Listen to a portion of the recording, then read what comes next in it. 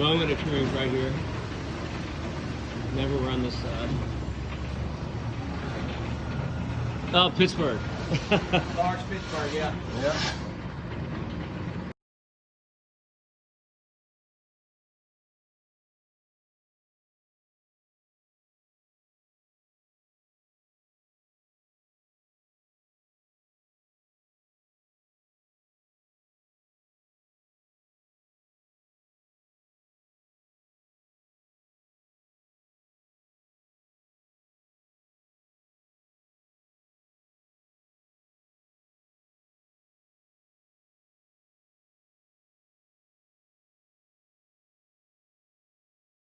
So they do a lot of these segmented, what do you call these? It's too large to go on our plasma cutter because we only got 10 footer, and our sheets are 10 foot, so we got to put a program. I put a slice in it. The way they sent it to me programmed, I had to move this standing seam out to it.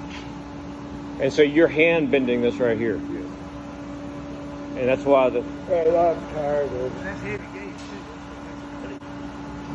Is it usually 20? Yeah, that says 20.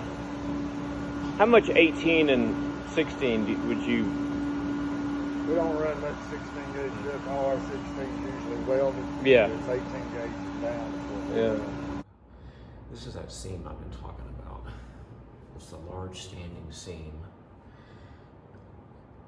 and the mating large right angle. So it's an 1 1/8" standing seam and a large right angle that goes in between it. And basically it's used to